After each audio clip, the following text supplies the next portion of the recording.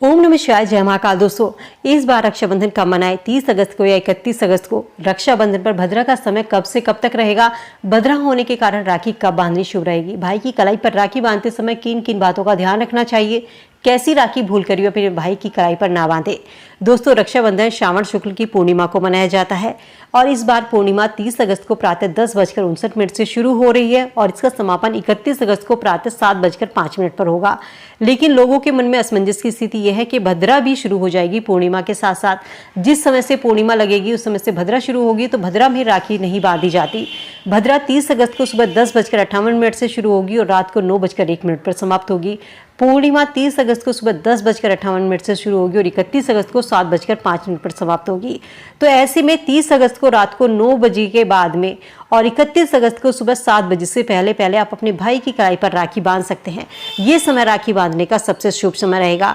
भद्रा काल में राखी क्यों नहीं बांधनी चाहिए? कहा जाता है रावण की बहन सुपनका ने भद्रा काल में अपने भाई की कलाई पर राखी बांधी थी और रावण का सर्वनाश हुआ।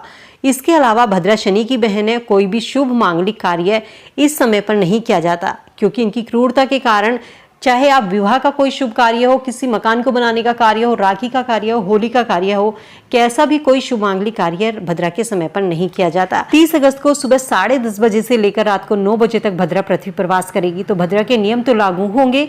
रक्षाबंधन और पूर्णिमा लेकिन 30 अगस्त को ही मनाया जाएगा।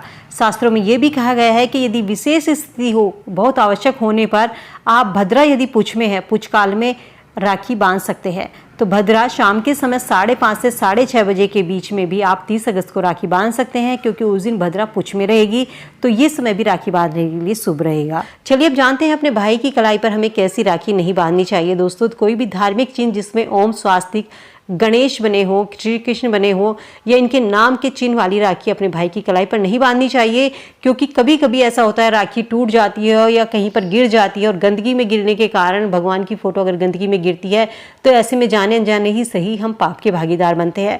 तो कभी भूल कर भी ऐसी राखी अपने भाई की कलाई पर नहीं बांधनी चाहिए।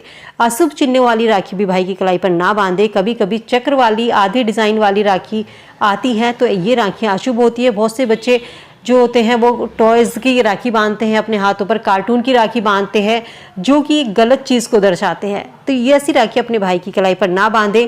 प्लास्टिक की राखियां बांधना भी अशुभ होता है क्योंकि प्लास्टिक कई अशुभ चीज़ों से बनी हुई होती है।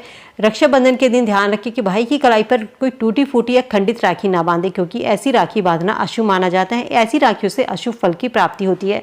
साथ ही काले या नीले रंग की राखी भी अपने भाई की कलाई पर नहीं बांधनी चाहिए क्योंकि काले रंग का संबंध शनिदेव से होता है और शनिदेव को कार्य में देरी करने वाला ग्रह माना जाता है, क्रूरता का ग्रह माना जाता है। तो ऐसी राखियां अपने भाई की कलाई पर नहीं बांधनी चाहिए। काला रंग नकारात्मकता का भी प्रतीक होता है, तो ये राखियां बांधने से बचे। इनसे राखी बांधने से आपके भाई को या आप कोई भारी नुकसान का सामना आपको करना पड़ सकता है। राखी बांधते समय आपका मुख जो है हमेशा पूर्व या उत्तर दिशा की ओर होना चाहिए। दक्षिण की दिशा की ओर मुख करके राखी नहीं बंधवानी चाहिए। साथ ही जब बहनें अपने भाई के माथे पर तिलक लगाती हैं तो उसमें चावल टूटे हुए नहीं होने चाहिए।